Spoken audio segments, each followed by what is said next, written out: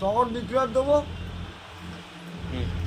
মায়াবতীর দলের ক্যাবিনেট মন্ত্রী পাবে, খাদ্যমন্ত্রী আর গ্রাম উন্নয়ন মন্ত্রী, তিনটে মন্ত্রী তো পাবে অন্তত। আর বাদ বাকি আমার দলের মন্ত্রী হবে। দলের নামটা কি বলে দাও?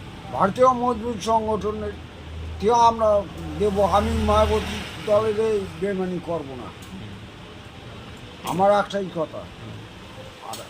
আর আমি জনগণের জন্য কাজ করব।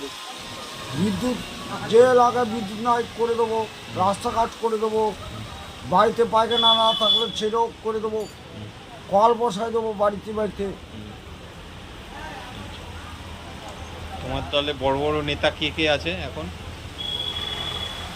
আরএসএস আছে আমার সাথে, এনডিএ আছে। এনডিএ যদি বিজেপির পাশে থাকতো তাহলে তো আজকে বিজেপি জিততো।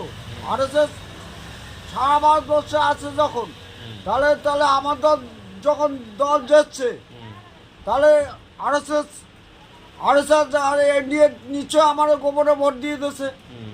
মোদির সাথে লাইন রাখা, ঠিক। মোদিরা হারাবে বুঝলা। আর মমতা ব্যানার্জি কোথায় আছে? মমতা তো কোনো ব্যাপার না, ডাক্তার নেই এখানে। মমতা বন্দ্যোপাধ্যায় তো আছেই আমার সাথে, প্রধান কিছু তো আছেই। আচ্ছা, তাহলে এখন সব কিছু হয়ে যাবে, তাই তো? আর প্রধান কিশোরে যে ভোট হলো, ও মুখ্যমন্ত্রী আমার দল থেকে আমি অনেক মুখ্যমন্ত্রী করবোই বিহারে। কাকে করবা? প্রধান কিশোর মুখ্যমন্ত্রী হচ্ছে। আচ্ছা, আর তুমি আর কি কি করবা? উন্নয়নের আমি জন্য? আর বাদ বাকি পরে মানুষ দেখতে পাবে, আমি আর মুখে কিছু বলবো না। উন্নয়ন কী করে করতে হয় ভালো করে আমি জানি। আর যদি কিছু বাংলায় আসতে পারি, এখানে আমি লক্ষ্মী অন্নপূর্ণা মানে আমি 5,000 করে দেবো। 5,000?